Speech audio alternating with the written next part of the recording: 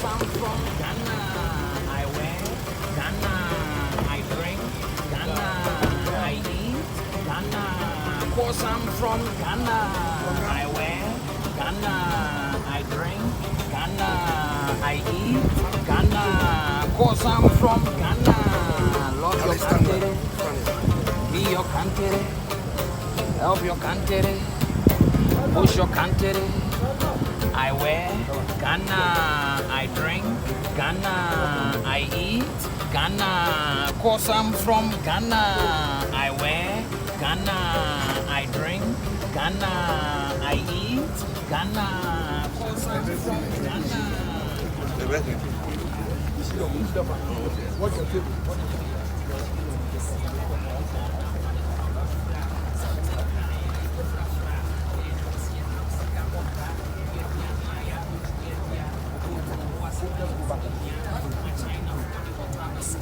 The president will soon be in the auditorium doing an inspection at the exhibition center, and he will soon be with us in the bus. And so what happened? The axle broke down, and it was the most regrettable experience in my life. When the axle broke down, they came to me to buy a new axle. So the reason for buying the bus had been defeated. Anytime the bus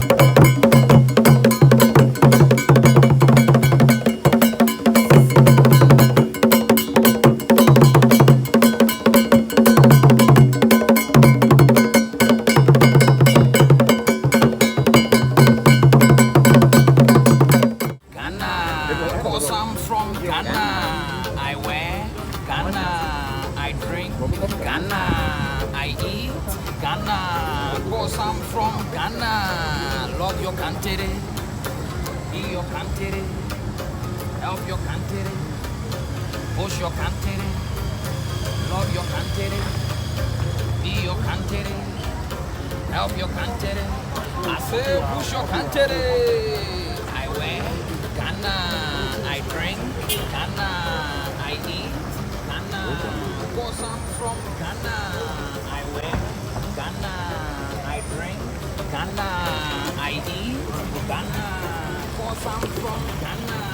I wear Ghana, I drink Ghana, I eat Ghana, cause I'm from Ghana. I wear Ghana, I drink Ghana, I eat Ghana, cause I'm from Ghana.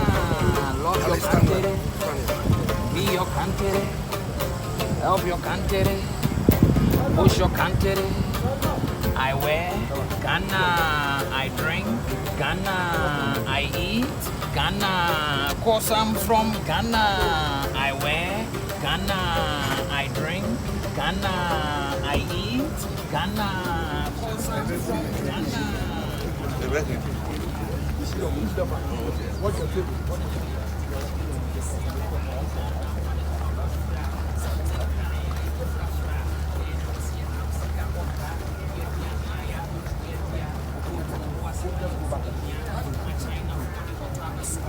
the president will soon be in the auditorium doing an inspection at the exhibition center, and he will soon be with us in the auditorium. His Excellency President John Mahama has arrived, opening the exhibition center. Amen. After which I drink Ghana, I eat Ghana, cause I'm from Ghana. I wear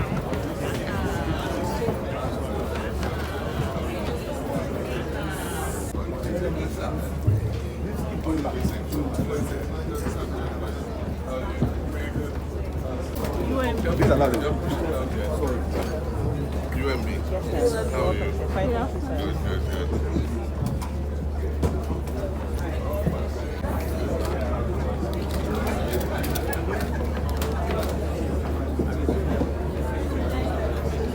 How are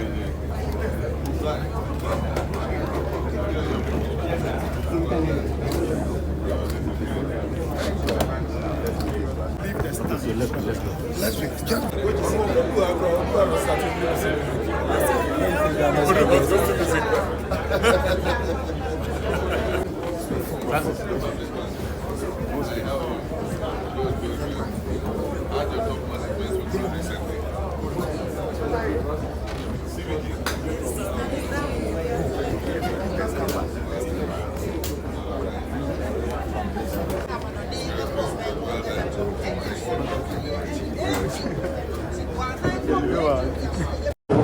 UMB. Yes, sir. Welcome, sir. Fine, thank you, sir.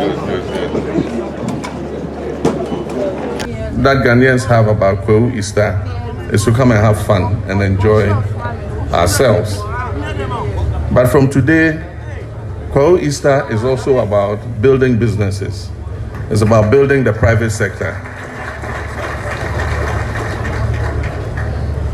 And let me say that while the forum is labeled the Kwehu Business Forum, it is just a testament of the acumen of Kwehu business people, but it is not only for Kwehu businessmen. It's open to all Ghanaian businessmen, foreigners, Ghanaians, anybody who wants to come and attend and network is invited to attend this forum. The world is changing and new opportunities are being thrown up. And we as a country must take advantage of those opportunities. From the era of the Cold War, we had the era of globalization. In all these stages, Africa continued to lose out. But I think that the opportunity is beginning to come for Africa because world geopolitics is changing. We all can take note of the trade wars that are taking place between the economically mighty countries. It is creating global shifts in terms of production. And this is the opportunity that Africa must take. And so let us shake ourselves out of the mindset that we are traders, because we can be manufacturers, we can be industrialists, we can be digital entrepreneurs, we can be agribusinessmen, we can be large-scale commercial farmers, we can be anything that we want. And so with the shift in the global geopolitics, new opportunities are being created. And as long as the Trumpian things continue happening, it makes the world a bit more unpredictable. And the more unpredictable the world is, the more opportunity it creates for those who have been marginalized for a long time. I want to thank Nana Chairman for the comments he made about the Afram Plains. And I want to assure him that Afram Plains is in our sight in terms of its agricultural potential and agro-processing. We've labeled Afram Plains a special agro-processing zone, SAPZ. And in line with the same program that the African Development Bank is pursuing, we intend to achieve substantial funding from the African Development Bank for investment in the Afram Plains, both in terms of agriculture and agro-processing.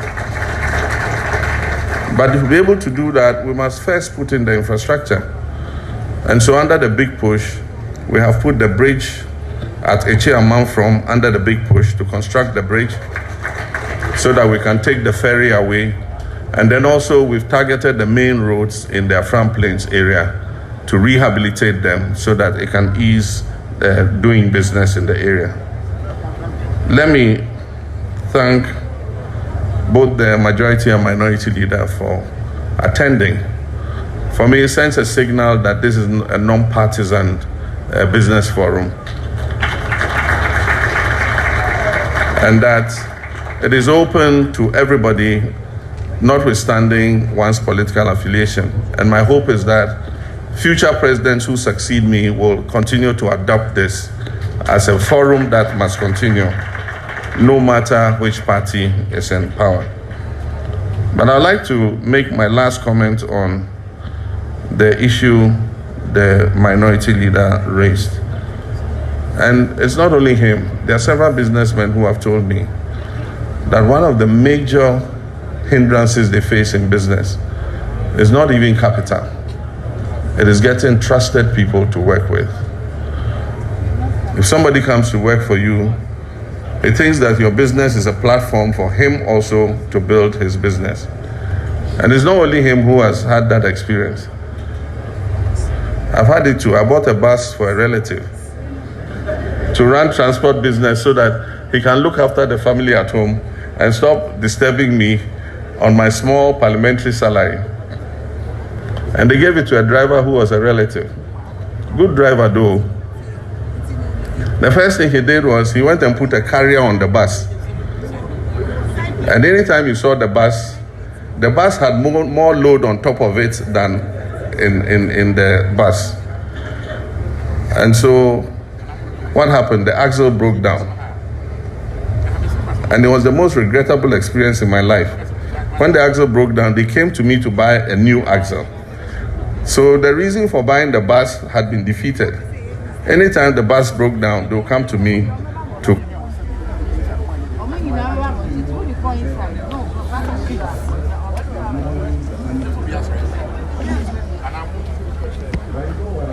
Where the building reached lintel level, it is still at lintel level even till today.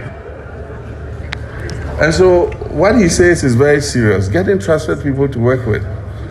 And so we must look at that aspect of the restraints to industry. And I know that even some business people and industrialists are going out of, like he said, are going out of the country and bringing foreigners to come and manage their businesses. It's an indictment on our human resource. And it's something that we must begin to think about and find ways of creating a core of management that is dedicated to working to build a business. Because what they forget is as the business grows, you get better remunerated, you benefit more. But if you want to suck your pound of flesh out of the business and kill it and move on, then no industry is going to grow and survive. And so that is an issue that we need to take up so that we all can think how we can manage to create a core of Ghanaian business managers who are dedicated, who have integrity, and who will work to grow the businesses so that they survive and create more opportunities for our young people. And so those were the preliminary comments, but I have a speech here, so let me inflict it on you. I'm sorry. You have to stay a few more minutes and listen to this speech. So good morning, ladies and gentlemen. It is a pleasure for me to be here in Mpraeso in the heart of Kwehu, home to industrious and resilient people, and a place that has become a vital center for Ghana's entrepreneurial and investment dialogue. I thank the organizers of the Kwehu Business Forum for sustaining this important platform, which has quickly become a feature in our national economic conversation. This year's theme, the future of business, the role of the financial sector, could not be more relevant. The financial sector is the bloodstream of any economy. Without it, businesses cannot grow and jobs cannot be created and innovation cannot thrive. Let me begin with the state of our economy. We are all aware of the challenges our country has faced in recent years. Soaring inflation, a weakened cedi, rising debt levels, and a decline in investor confidence. These challenges have weighed heavily on businesses and households alike. But I'm confident, and I say this with sincerity, that we will turn the corner. There are early signs of macroeconomic stabilization. Inflation is gradually easing. The currency is stabilizing. And with disciplined management, we shall restore a measure of confidence in our economy.